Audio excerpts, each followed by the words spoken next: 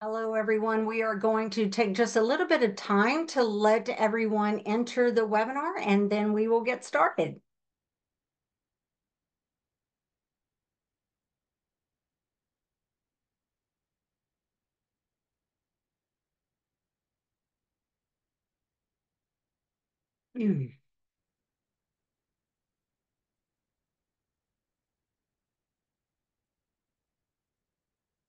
Hello and welcome to this TMA webinar, Management of Dermatomyositis, focused on IG therapy, sponsored by Pharma. My name is Rachel Bromley, and I am TMA's Senior Manager, Patient Education, Support, and Advocacy. The mission of the Myositis Association is to improve the lives of persons affected by myositis, fund innovative research, and increase myositis awareness and advocacy. We are proud to achieve this in part with our educational webinars each month. Before we get started, some housekeeping notes. This webinar is being recorded and will be available on TMA's YouTube channel. You can search for the Myositis Association on the YouTube website and you'll find us. Also, my colleague Linda will put the link in the chat. If you subscribe, you can sign up for notifications to let you know instantly when we upload a new video. While you are here, we would love to see where you are joining us from around the country and the world. So please let us know in the chat box. I am currently hosting this from Ellicott City, Maryland. So I like, oh, here it is. I got somebody from Boise, sorry, Philly area, Philadelphia, someone else, Chicago. Oh, someone's from Europe. Which country? Montana. Oh, I love it. I love it. Okay, so we really appreciate that everybody is here. Um, we are so excited to host this webinar. If you have any questions, you can put them in the Q&A box at the bottom of your screen. Please don't put them in the chat. I monitor the Q&A box, so those questions that I will pose to the doctor will be from there. We had some when you registered, and when it's time for Q&A at the end, we will alternate between those that were submitted in the beginning and then the ones that come in live, and we will try to get to as many of them as we can. We are so pleased to have with us today Dr. Christina Charles-Schoeman. Dr. Charles-Schoeman is a professor of medicine and chief of the Division of Rheumatology at UCLA. He specializes in the care of patients with inflammatory myositis and rheumatoid arthritis, often treating patients with aggressive systemic disease, including interstitial lung disease. She leads several clinical trials of novel therapies for both myositis and RA patients at UCLA. Her research interests include the study of accelerated vascular disease and inflammatory lipoproteins as targets for disease treatment in myositis and RA. She is also a past member of TMA's Medical Advisory Board. Welcome, Doctor. Hi, everybody. Really excited to be here with you. Should I go ahead and share my screen, Rachel? Yes, please. I am taking off my, I am trying to turn off the spotlight function, but it is not giving me the option. So one moment. Yes, go ahead and share your screen at any time.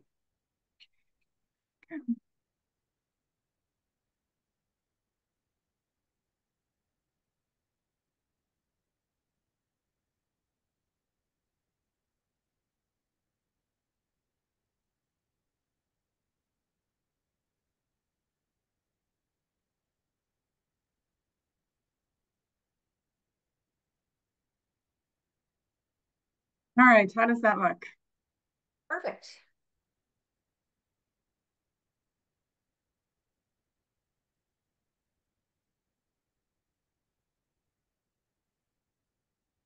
Rachel, do you want me to go ahead and continue? I think you've done this part.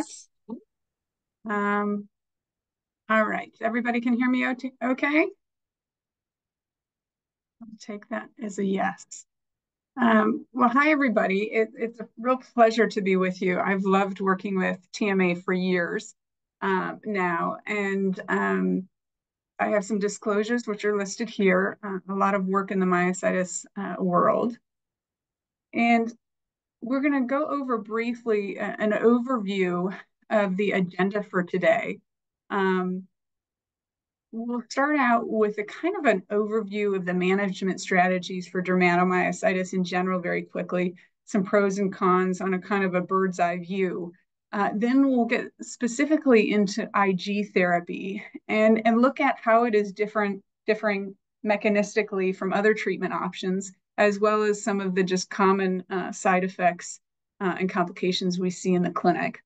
And then we will also go further into the mechanism of IVIG, which we know now is the only approved IVIG, or excuse me, the only approved therapy for dermatomyositis based off a recent trial, international trial, placebo-controlled, and we'll go into the details of that. So here we have an overview of what we currently have for treatment options in dermatomyositis. We'll start with immunoglobulin on the far left. This is made from human antibodies collected from donated plasma. So the pros of this therapy, and they're big pros, are that in general, I'm going to start with the second one, it is considered a very safe treatment. And it's even given to women who are pregnant, and it's given to patients with active infections. So I may get a call from the infusion center that a patient of mine had a recent upper respiratory infection. Is it okay to give the IVIG? And I always say absolutely, if the patient feels okay and wants to proceed. That's not true with several of our other therapies that are immunosuppressive, right? And puts patients at higher risk of infection. Most of the side effects are mild and temporary. We will get into those common side effects in detail, and there are some questions on those that I really look forward to asking after this portion of the talk is completed. What are the cons of IG therapy? Well, it's cumbersome. It requires either IV administration at an infusion center with a home nurse or subcutaneous self-administration. And we'll talk through those. It can also be quite more costly, although I will say that typically it is covered by insurance plans in the vast majority of my patients. And the new FDA approval has been great in getting that authorization from insurances. We'll also talk about some help from Octapharma in patient assistance. So the next column is corticosteroids. I think all of us know prednisone very well. It's a type of anti-inflammatory drug that works very broadly by suppressing the immune system. It's definitely the most common treatment for myositis and can relieve symptoms quite quickly in some patients. I'd say the majority of the patients. I've had a few over the years who didn't get as much help from corticosteroids as they would have liked. What are the cons? Many of you know them. They're common, including things like higher sugars and worsened diabetes, onset of diabetes, hypertension, osteoporosis, weight gain, mood changes, fluid retention, et cetera, et cetera. A drug we try and get off for those reasons. It's interesting, while they're used so widely, there really aren't randomized controlled trials looking at safety and efficacy and dose. So we do a lot of past experience using corticosteroids, but we don't have nice controlled trials to look at safety, efficacy, dose, et cetera. And then in the third column here, we have the non-corticosteroid immunosuppressants. These are drugs like azathioprine, like mycophenolate, like methotrexate, other what we call steroid-sparing agents that are really stopping the immune system from attacking healthy cells. These certainly are used quite commonly in combination with corticosteroid when the corticosteroid is not effective on its own. Many of them can be taken orally. The cons to those, as many of you may know, are they have significant side effects that we have to worry about. I mentioned infection risk earlier, and that certainly is a concern with most of these therapies. Other risks of cancers, liver toxicity, also bone marrow toxicity, risk of nausea, vomiting, things like that, particularly methotrexate. Many of my patients will tell me that. And typically you have to check blood tests very routinely to look out for things like liver toxicity and bone marrow effects. Surprisingly, while we use these so commonly, there are also a lack of randomized trials to look at efficacy and safety in kind of a systematic fashion. And those, in fairness, stem from this being a rare disease, where the controlled trials are, to this point, previously not really been undertaken. Okay, so IG therapy. IG therapy now with the trial that we'll look at has been proven to treat dermatomyositis. What is DM? It's an autoimmune disease. It's characterized by the presence of autoantibodies. These are abnormal antibodies produced by our immune system that attack healthy tissue. So when you get a flu shot, what's happened is you're injected with a little bit of that seasonal flu virus, and your body produces antibodies to help you fight the flu. In dermatomyositis, many patients have antibodies that are attacking normal tissue. They're not antibodies protecting you, they're attacking normal tissue. And those antibodies can be specific to different types of dermatomyositis. So while the exact mechanism of action for IVIG and dermatomyositis is not known, there are several hypotheses, and one of them is neutralization of those abnormal autoantibodies. There's a lot of research in dermatomyositis that needs to be done. So we don't know if the antibodies we see are pathogenic or how they work, right? It's just a hypothesis that maybe that's why. We know IVIG works. Trial proved it, right? Maybe it's helping neutralize those antibodies. The important point to note here, and we'll say it again, is it's an immunomodulatory effect, right? That's why you don't see those infections most likely. It does not have immunosuppressive effects like several other of our therapies. So we use it quite a bit, and overall effective therapy with mild and usually temporary side effects, which we're going to get into in detail. Okay, we're going to get into the science a bit, and I think it's important so you understand how this drug may be working. And this pathway, which is called the complement pathway, is, I think, one of the most studied pathways in dermatomyositis. So dermatomyositis is a complement-mediated microangiopathy. What the heck does that mean? Well, here we have some pretty pictures, and what they are, they're pictures of muscle with some immunohistochemical staining. On the left and the top panel, you have green, and what the green is staining is blood vessels. Same for the red panel and the yellow and orange panel. Hopefully you can see my mouse here. And the green is showing you that these blood vessels, so this green shouldn't be here. It's staining for a complement pathway end product called the membrane attack complex. Let me back up for a minute and talk to you about complement. The complement pathway is a pathway that your immune system uses to fight bacteria and viruses, right? It's a protection mechanism for you. And instead of being protective in dermatomyositis, what it's doing is it's trying to attack these lovely blood vessels, right? So you're seeing this membrane attack complex highlighted here in green on a blood vessel when it shouldn't be attacking the blood vessel. Now, the red is just highlighting that that is a vessel, and it's with a specific vessel marker. And then you combine the two and you get this orange, yellowish appearance. Okay, so we see abnormal complement end product deposition called the MAC deposition of the blood vessels. Here on the right panel, we have a control muscle here, and these big red blobs, I will call them, are normal muscle fibers. The yellow here, these little yellow dots, are normal capillaries, little blood vessels. That's what they should look like. If you go to the top panel, you see these blobs are very small. That's at the edge of the fascicle. It's called perivascular atrophy. They're very abnormal, these muscle fibers. They've atrophied. And then you can see this yellow staining.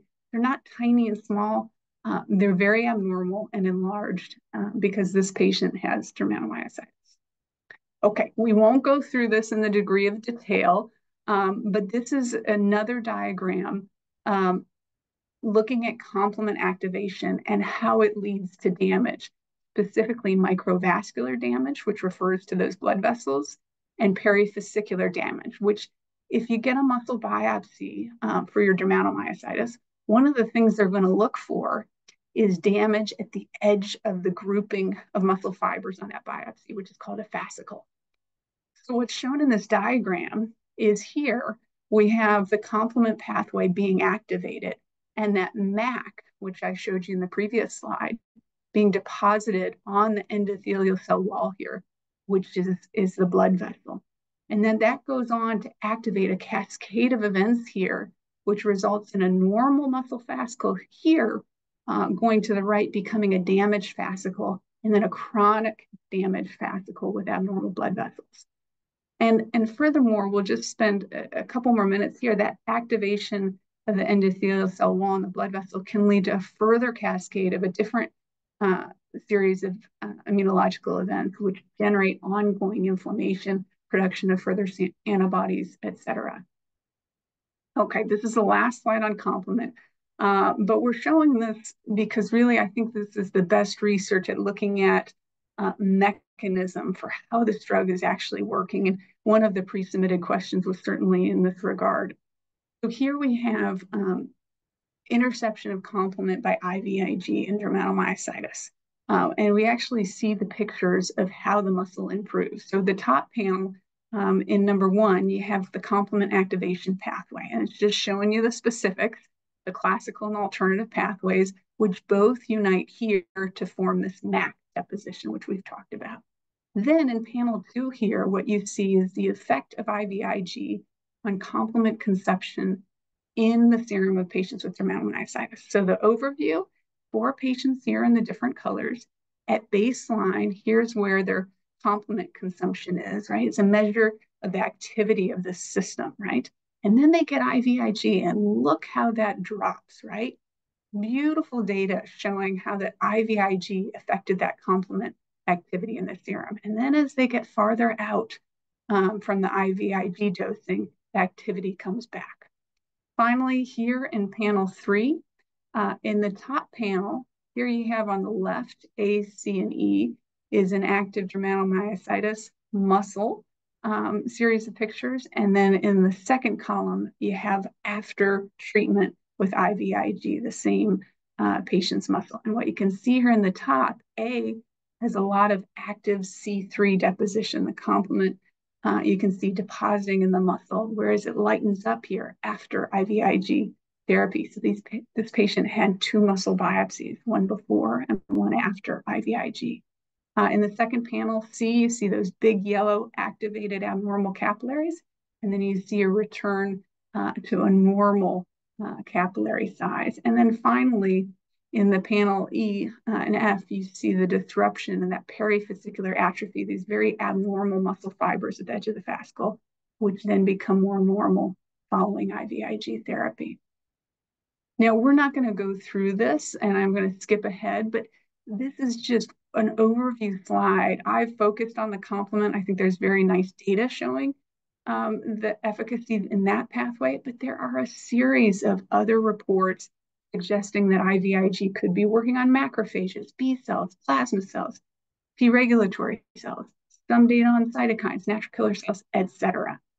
How it's different, what we know of how it's different, I think comes from what we see in the clinic and what the trial data shows. A lot of different pathways that may lead to its efficacy, and we're not clear on exactly which one is most important, but it seems to be, again, immunomodulatory and not immunosuppressive. So very important difference from some of our other targeted therapies that may work on a specific cytokine pathway, et cetera, et cetera. And we do have to worry about those infections. And perhaps because it is so multidimensional in its pathways and how it's affecting the immune response, perhaps that's why it has such a wide profile from treating dermatomyositis to primary immunodeficiencies to neuromuscular conditions to a platelet disorder here called chronic immune thrombocytopenic purpura and CIDP, which is a neurologic disease. Okay, well, let's get into some basics. Enough with all the science stuff. How is it administered? Well, IG can be given either IV, hence IVIG, or subcutaneously under the skin, sub-Q IG. IVIG has to be given at an infusion center with a nurse or at home with a nurse. The benefits versus sub-Q is it's less frequent. The dosing guidelines based on the trial is over 2 to 5 days per month. And we'll get into some specifics on that, and you'll have plenty of time to ask questions. Certainly, the IVIG can result in some systemic side effects. We're going to get into those. It is the only route of administration that has been approved by the FDA for dermatomyositis, and that is based on the trial results that we'll go over in a minute. Sub-Q IG, well, you can do it yourself at home. Typically, the nurse comes out a couple of times to teach my patients, and then they do it on their own. You can give only a relatively small amount underneath the skin, and so that is why it has to be dosed more frequently, because you can't give as much at one setting as you can with the IV dose. The side effects are generally less, in my experience, compared to the IV. But you do have those localized side effects at the infusion site. So you're putting a fair amount of fluid underneath the skin, and certainly that's where you're going to see the side effects. It is not yet approved for dermatomyositis. Okay, so what to expect if you're new to IVIG? Well, it's going to be injected through an IV. And as I mentioned, 2 to 5 days every 4 weeks. I will tell you this is the approved way. This is what the trial showed. And you're free to ask me questions at the end of this session. I will tell you that a large number of my patients have that dose divided up over 4 weeks. So they may get it once a week, right? And that started about a decade and a half ago for me because I was trying to minimize side effects of headache and that malaise that you can feel after you get an infusion daily for 3 or 4 days. So while that is not the prescriber instructions based on the trial, in practice for about 15 years, I have been dividing that dose up over 4 weeks, and I've had some nice results with lessened side effects. We do have to give it at an infusion center, as I've mentioned a couple of times now, or at home. And typically the infusion lasts several hours, and that duration is very important. We'll probably get into some questions on that. But extending the time of the infusion, making a very slow infusion, is important for safety and also for tolerance. Just those headaches if you extend the time period. Okay, so how do you make sure everything runs smoothly? Well, hydration is very important. And if you can get as best as you can hydrated before the appointment, that's fantastic. In reality, a fair number of my patients, I give them a little bit of saline to help them with that hydration. There's a shortage right now, so that's becoming an issue. But hydration overall, punchline, is very important. Try and get some rest. Avoid those things that get you stressed. We all need to do that, don't we? And then sometimes our nurses call and talk about the appointment. So you may get a call from your infusion nurse. What things you need to do to make your IVIG infusions more comfortable? Talk to your doctors. When I start someone on IVIG, we go over how they would like to get it. Do they want to get it once a month? And do they want to get it once a week? What works for their schedule? And then we go ahead. We talk about the infusion rate, and I usually start with a very slow infusion. And I talk to every single patient about the same most important thing, and that is, if you don't feel good after the first day of your infusion, I want to hear from you. I don't want you to go on and get that second day of the infusion if you didn't feel well after the first. And if there's one thing that you take away from this seminar today, that is the most important thing. That you should tolerate the IVIG well, and there are many things that can be done to have you tolerate it better. But the mistake, I think, and what leads patients into trouble is going ahead with, let's say, 4 days of straight infusions if you felt really badly on day one. That's not a smart approach, and we can answer some questions about that later. Certainly, we have medications, Benadryl and Tylenol. Most of my patients will start with pre-meds of Benadryl and Tylenol or a non-sedating antihistamine. My neurology colleagues don't like to do those pre-meds as much. As I mentioned and as stated here, hydration also, some normal saline is common. And I tend to start with all of those pre-meds, a slow infusion rate. And then as patients get used to it, sometimes they say, Christina, I don't want that Benadryl. And I stop taking that Tylenol 2 years ago, and we kind of adjust to things. And then, of course, you should prepare yourself for a long infusion and bring something. Some of my patients have a nice nap, and it's their favorite day of the week. Okay. You may need to rest for a day or so after your infusion. I will also tell you from experience, initially, when you're adjusting to the infusions, when you first start, is the time you need to give yourself a break and just kind of plan your schedule accordingly. As patients go on in their treatment with IVIG, they tend to get used to it. And so they're multitasking, they're doing this, that, and the other, and they feel better. But everybody's a little bit different. And to err on the side of caution with really leaving a little time, particularly in your first infusion setup, is the way to go. And then again, as I mentioned at length, definitely tracking how you're feeling and reaching out to your provider right away. It doesn't matter if the next day is scheduled already. If you have a whopping headache after day one, cancel it, reschedule it. That's my personal advice. Take it or leave it. But okay, efficacy and safety of Octagam 10% in adults with dermatomyositis. How did we get here? Well, it was with a huge amount of effort from a lot of people, not only from the company, but across the world, investigators and patients who participated in this really fantastic trial. 95 patients with dermatomyositis were given Octagam IVIG 10% or placebo.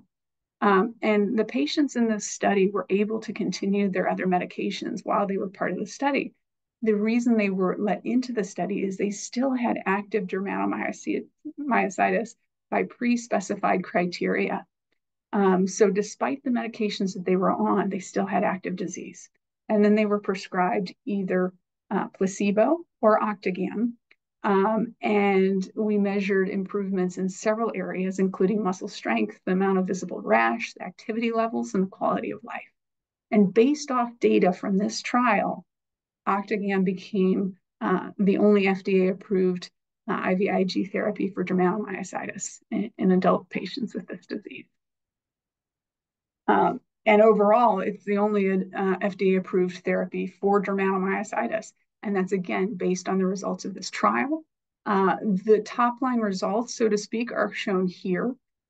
This is data showing you what's called a total improvement score. And that's based on several aspects of the disease. What you see here is IVIG in blue and a placebo group in the gray.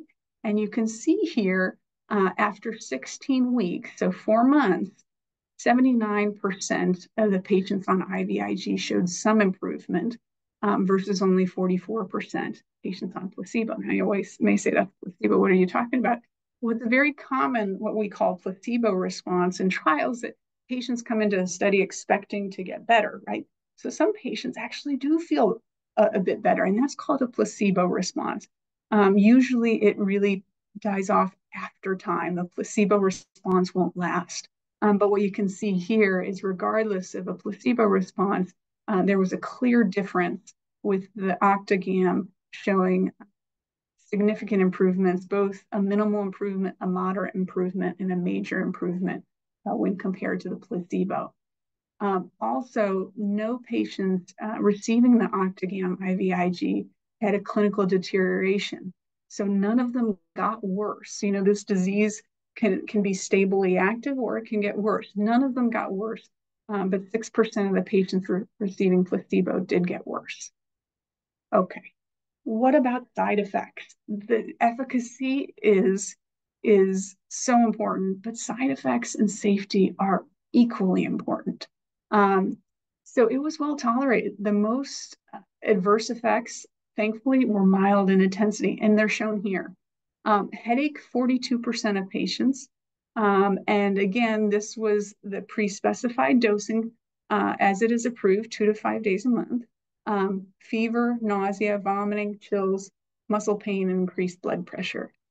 I will tell you, I work very hard with my patients, as I mentioned, to mitigate things like headache with some of the things that we've discussed. And at the end of this session, there'll be a link to all of the specific safety information for Octagam 10%. So that's very important to take a look at as well. But these were the most common side effects that were reported by greater than 5% of the patients. Okay, as I was alluding to earlier, some of the side effects related to the speed of the infusion. So I mentioned that I tend to do very slow infusions, and that's because I don't like headaches. I want my patients to feel fantastic without a headache. That's one infusion rate related reaction that I have noticed quite consistently. So your provider may slow or stop the infusion, and then the infusion may continue at a slower speed, and the maximum rate is really pre-specified. So you can go slower than this rate, but this is the pre-specified maximum rate that you shouldn't have your infusion go faster than. As I mentioned also, this is a treatment that is not inexpensive. Octapharma has just really done a great increase in the amount of copay assistance, so up to $12,500 in the calendar year. And I'll leave it to you with the support line here to get further information. This is a great slide, and this is the reality of what I do in the clinic every week. This is a challenging disease. It's not fun by any means in the beginning. But patients can improve and you can get better. And that comes through multiple things. Learning about your disease, being involved in your care, working with your doctor through the different treatment regimens, sometimes getting a second opinion, which I'm always happy to see many DM patients across the country. I think here the note about getting active and maintaining an exercise routine, the data is just wonderful from the Swedish group in that regard. And I think it makes a difference. Even if you can walk for 3 minutes a day or be on a stationary bike for 3 minutes a day, that's something. Rest when you feel tired, absolutely. Acknowledge your emotions, absolutely. And work with your friends, your family, your caregivers, your providers, talk to them. Octapharma has some decision aid, and the QR code is here, and I think it'll be on the recording as well. So what have we talked about? Well, we've talked about today that the really multi-pathway mechanism of action. We focused a little bit on the complement pathway, but then really talked about how there are a variety of different pathways through which this IG therapy may work. And perhaps that's why it appears quite safe as well as effective in the recent randomized placebo-controlled trial. It is the only, as well as the first, FDA-approved IG therapy for dermatomyositis in adults, and there are some nice copay assistance programs.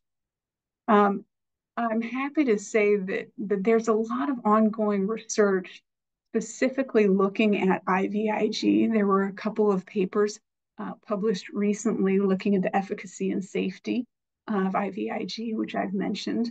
And we recently submitted another paper that was presented at the American College of Rheumatology meeting looking at those antibodies that I mentioned, that specific patients have specific types of autoantibodies that can define characteristics of disease. And it looked like it didn't matter which type of antibody patients had, the IVIG therapy still appeared to be effective regardless of which one they had. With that, I think I'm going to stop chatting with you and look forward to taking some questions. Definitely talk to your healthcare providers about treatment for your dermatomyositis. This is a disease that can be controlled, that can go into remission. A lot of ongoing research. We need more data in it, and a lot of us are doing that research, and look forward to talking to you. Before I end, here's the QR code. I'm sorry, Rachel. Here's the QR code and the data that I mentioned with the full safety. I'm an OCD. That's my personality. So here's all the safety information for this drug. Always be informed. If you have questions, you go to your doctor, you ask, what does this mean? What is this going on? This, and then they explain it to you. So this is all the detailed, as for any drug, a lot of information here. Okay, now I'm done. Well, I will let everyone know that these slides will be shared in a follow-up email, so you will be able to see all that is in fine print, the QR codes, and the phone number for the copay assistance program. So don't worry if you didn't catch it. It will be coming to you. Uh, so. Let's do the Q&A then. We will be alternating in between those that were submitted when you registered and those that are live. But first off, um, are there options in receiving IVIG as far as where you actually go? Does it have to be at a clinic? Can you do it from home? Yeah, no, it can be either or. And, usually I'll say that I usually like to have my patients go to infusion center, just so a lot of people around, they can be watched very carefully. But I've had patients who really say, I want to be at home, and they have a nurse there the entire time, and they do it at home to start. So either or. That's great. Sometimes Okay. the insurance will have a preference for one versus another. I will say that we don't know until we submit for the authorization. Okay. Is it safe for patients with a history of cancer? Yeah, that's a great question. So um, we have a very large cohort of patients at UCLA, and we just submitted a paper specifically looking at a question of safety of IVIG in patients who had a history of blood clots, right, and cardiovascular disease. And we found that it was quite safe in those patients. We have many patients with cancer in the past. I wouldn't say many, but we have several out of a cohort of over 400 patients, and we have not seen, at least in my experience, a signal for patients with past cancer. Now, patients with active cancer, that's another good question because there is an overlap of dermatomyositis with cancer, right? So I do treat patients who have active cancer, and I still do treat with IVIG, and I work with the oncologist. A lot of times, patients who have active cancer, they're getting a chemotherapy and they really can't get some of our other therapies that we use for dermatomyositis. And IVIG is a therapy that the oncologists allow in the setting of chemotherapy. That being said, you have to look at all of the risk factors. Cancer is a risk factor for thrombosis and clots and so forth. But, smoking, being sedentary, et cetera, et cetera. And that's a discussion with your providers on that, but it's not an exclusion, if that's a quicker answer to your question from my long-winded one. How many treatments recommended to gain remission? Yeah, that's a question I saw in the previous. Everybody is very different with their dermatomyositis. There are different severities of disease, and every human is genetically different, right? So I think the most important thing, and it was a response to another question that was put in, is the goal for me is to get the dermatomyositis in remission, right? I want you feeling great. I want your energy back. I want your muscles back. I want your skin back, et cetera. So you want to get the disease in the best possible state and aim for a complete remission and keep the therapy regimen that's doing that, right? And that may take 6 months, that may take 2 years, right? And then the key is to slowly wean. If you're going to wean off IVIG, perhaps slowly take it off, right? Reduce the dose by a third and see what happens in 3 months, right? And you may do great and you can reduce it further, or the disease may come back. So the principle overall, if I can share with you, is keep the disease quiet. It shouldn't go up and down and up and down. And you have to keep a regimen of medicines that controls it and then slowly wean off. Most of these medicines, they take a few months to work. So if you take something off, you got to wait a few months to see what's happening, or if you reduce the dose. Has there been any reported episodes of limb swelling after treatments? Well, so limb swelling, you have to be very careful and think about, do I have a blood clot in my leg, right? So in the trial, there were a small number of blood clots, a small number of patients. That's something that we know patients with dermatomyositis have a higher risk of, right? And it's typically early in disease where there is a higher risk if you have dermatomyositis of having a blood clot. So IVIG should not cause isolated one limb swelling, right? If you have one limb swelling, then you need to go in and get your ultrasound done right away and get evaluated and make sure you don't have a blood clot. It can cause some fluid retention and that sort of thing, but it shouldn't be isolated to one leg unless you have some specific issue with that one limb. Is there IG therapy that comes in pill oral form in the pipeline for the future? Yeah, that would be neat. That would be a question for Octapharma. I have those conversations with my patients. Love the idea. I will tell you, we are very interested in looking further at mechanism for IVIG efficacy, and maybe that'll lead to a pill form of it in the future. I have that question and conversation quite a bit in my clinic. But more research is the key to that. Is it common to take an immunosuppressant while taking IVIG? In my clinic, very common. So I have a lot of patients who will take, for example, mycophenolate, also known as Cellcept in a trade name, with IVIG. And I'll tell you another, and maybe they also are on some prednisone initially. That's my triple therapy initially. And it really varies dependent on the disease complications. Does a patient have lung disease as well? How severe is the patient when they present with their disease, right? Is it mild or is it quite aggressive? And if it's quite aggressive, I will be quite aggressive in the therapies, combining, for instance, mycophenolate with IVIG. And if I need something calmed down right away, a little bit of prednisone too, up front, get the disease controlled. And then over the long term, pick away slowly by slowly at therapy to get a much lower level of overall therapy compared to the beginning regimen. But yes, is the answer.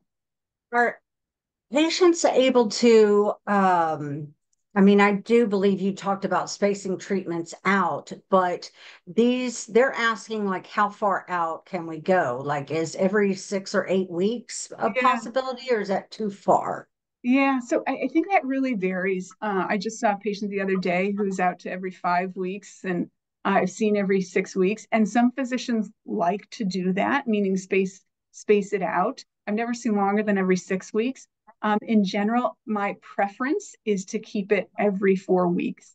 I think once you get out past that, the drug is no longer being seen. I'm not going to go into pharmacodynamics and kinetics and all of that. The Octapharma people probably can. I'll just tell you based on my personal experience in the clinic, I don't like to spread it out much more. I have seen 5 or 6 weeks, but I've seen a lot of flare when it's gone past a month of dosing.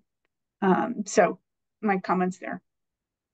I am keeping the questions to questions focusing on IG therapy, but this question is very important because I think the person is worried about their lifespan. So they want to know, is dermatomyositis life-threatening? Yeah, it's a great question. There is a type of antibody called the MDA5 antibody, which has been associated with rapidly progressive lung disease, right? And that lung disease can be life-threatening within the first 6 to 12 months. So it can be a very serious life-threatening disease. We just presented some work with about 30 patients with MDA5 antibodies. And our patients did very well, but we treat very aggressively up front. So the answer is yes, this disease can be life-threatening. Lung disease is one of the key, determinants of that. But also, horrible muscle weakness, swallowing problems, et cetera, et cetera. You also have to look at cardiovascular disease. You also have to make sure your lipids are being addressed, your cardiovascular risk factors are being addressed, right? As well as the dermatomyositis. But on the flip side, I will tell you, I love treating dermatomyositis because aggressive treatment, a lot of work, patient and provider, us together, leads to getting to a regimen that gets this disease in remission. And I have patients I have known for nearly 2 decades who were quite sick when I met them and now are just telling me stories of their trips all over the world. And, I wish I was going where they were going. So again, it's a disease that is very rewarding as a physician to treat because we can make it better. And that's the most important thing. It may not be easy. And it may take a year. It may take 2 years. It may take 3 years to get that remission that you need to get, but it can be treated.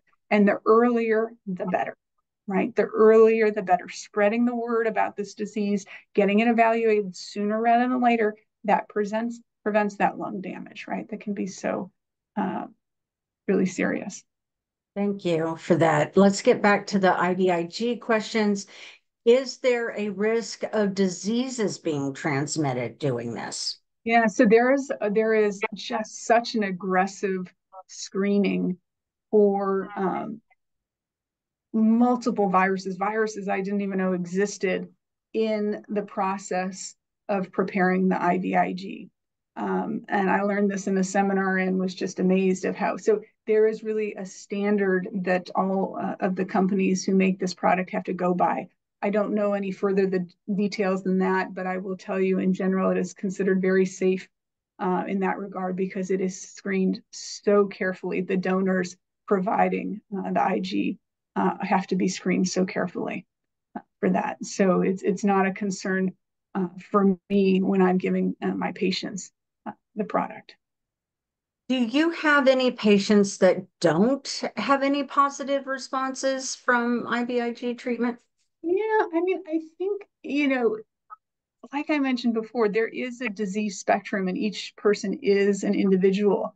I think it's possible, certainly you didn't get 100% response in the trial, right? I showed you that data. It's not 100% of patients who responded. So, as with any other drug, of course, there are going to be patients who don't respond or don't respond as well as you would like.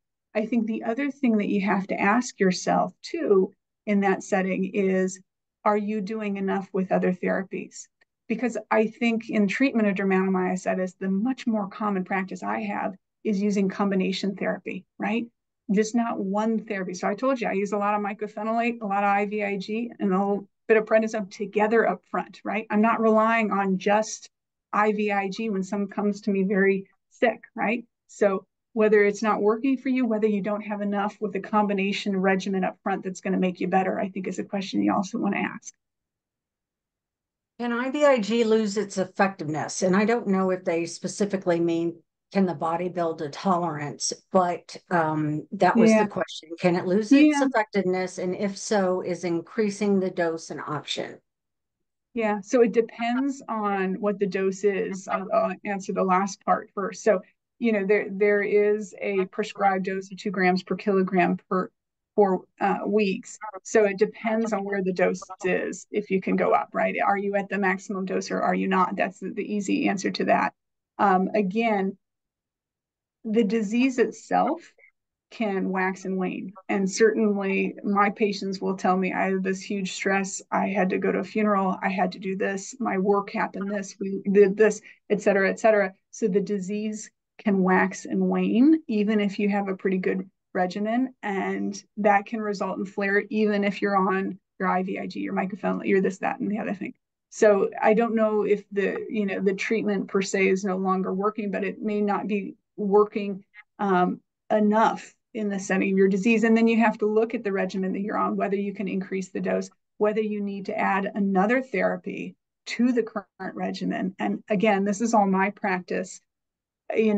There is some times where I will change. There's also some times where I will add, depending on the compatibility of agents together, whether they can be used safely together. One moment. Someone put a question in the chat that correlates to what we are just talking about now. I'm not monitoring the chat, so my colleague has to copy it from the chat and put it in Q&A. So let me get to it real quick. Sorry.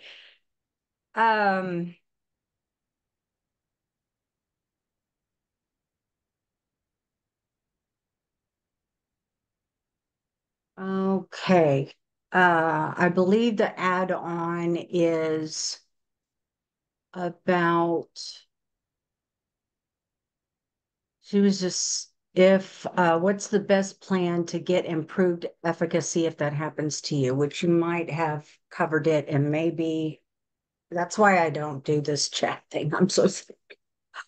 I mean, I'll give you another comment. I have had patients, a handful of patients over the years in terms of IVIG specifically, who were getting For instance, once a month dosing. When I say once, I mean over 4 days, once every 4 weeks, they were getting the therapy, and then they were flaring. And so then they, a patient of mine who was seen outside another provider initially, they would get it every 3 weeks because they would flare, right? And all I did was divide it up over the month. So instead of giving that monthly dose at one time, which was being pushed every 3 weeks, I just gave it weekly, and the patient did much better. And whether that's a result of that curve, the complement, activity or not, I have no idea. So that's the only thing I'll add in terms of uh, getting a little bit more efficacy is how it's being dosed over the month. And that is purely a Christina Charles, piece of advice from what I've learned treating a lot of patients over the years. Does the correlation between rate of infusion and side effects apply to SCIG? Sub-QIG, my experience with sub-QIG is, certainly if you infuse the sub-QIG, very quickly, you're going to get a big swelling and a big mound of fluid, and it's going to be very uncomfortable. So in that sense, yes. In general, you have a much smaller amount, and you have a little mechanism where it slowly infuses over about an hour and a half. And you don't have as many reactions like headaches and things like that with the sub-Q dosing. And just by definition of how it's dosed, you're not going to get that degree of side effects, and the rate is pretty standard. If you try and shoot it in all at once, again, you're going to get a big swelling. It's not going to be very pleasant. But usually that's not possible. You have a mechanism with a pump. Okay. Why now you aren't a representative of an insurance company, but somebody does want to know why insurance companies are rejecting IVIG for Yeah, patients. it's so interesting. And I do this all the time. And what I've learned is sometimes, I don't want to say this, but I'm going to say it because I don't have a filter, is it's just nonsense, I mean, it's just nonsense.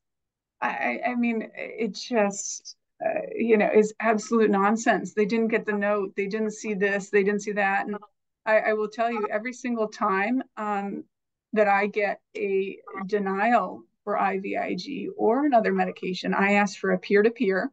And most insurance companies will provide that, where I talk to the physician from the insurance company and ask them what the problem was. And sometimes they say, oh, well, we didn't have that weight, Oh, well, you said you were going to give it weekly dosing. I had this one recently. Weekly dosing was in the schedule of 4 days, and it's 2 to 5 days per month. And I said, well, exactly. We're going to give 4 days per month. Is that okay? And he said, oh yeah, that's so let's clarify. So again, a lot of times it's really things that are taken care of quite easily. But I think the takeaway is ask your doctor if they can have a peer-to-peer with the insurance company to find out exactly what it is and to put forth the case. This is active dermatomyositis. This is an FDA-approved medication. Why are you not approving it? Right? What's going on here? Do you have any other advice for people on how they should respond when it's rejected? I think it's in the details of why it's rejected, right? I mean, so sometimes, I'll have something, well, you didn't have a muscle biopsy for this patient, right? I've gotten that before. Okay, I didn't need a muscle biopsy. The patient has classic heliotrope rash. They have an MI2 antibody, which is specific for dermatomyositis, and they have X, Y, and Z, right? So there is no indication clinically for a muscle biopsy here. Can you please explain why you're preventing a therapy that's FDA approved? And this patient could get interstitial lung disease, which could be life-threatening. So I think the advice is very clearly look at the reason for the denial. And if your treating provider can't effectively respond, then it may be quite worthwhile to get a second opinion with someone who's got a little bit more expertise in dermatomyositis so they can help you. I've had one in my career that took months and months and months to get one. And I've seen a lot of patients with dermatomyositis in the last. So I know it can be challenging, but persistence, right? Persistence. Yes, Getting persistence, some, and yeah, you can appeal the decision, yeah, yeah. and And yeah, I'm sure that is not enjoyable, but none of that is a walk in the park. Okay, yeah, so several people wanted to know, um, is this a forever treatment? Is it okay to take it forever? If yeah, not, what is your recommendation? And when do you know how to say, yeah. okay, I want to wean? Yeah. So I've, had patients on it for a spectrum of, a year and a half to 15 years and going. So, um, again, yes, patients can take it for an extremely long time.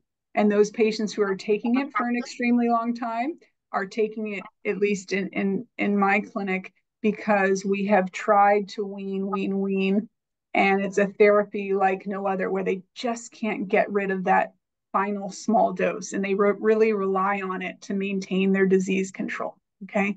How you figure that out is by first getting control of the disease. And I'll give you just an example from my clinic. Somebody's getting a weekly dose. They get to a state where they're feeling fantastic. They're feeling very good. Now, do they have a little rash along that scalp line that doesn't bother them? Sure, they may have, right? Not every speck of dermatomyositis rash is gone, but that doesn't bother them at all. They feel fantastic. Their muscle strength's good. Those rashes that were itchy and all over are gone.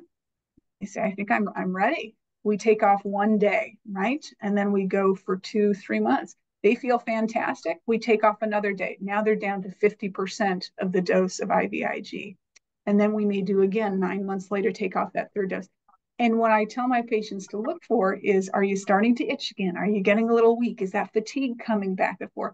So that then we know we have to stop here. And it doesn't mean they won't lower the dose again, but the body isn't ready, right? So it's really just working with your doctor.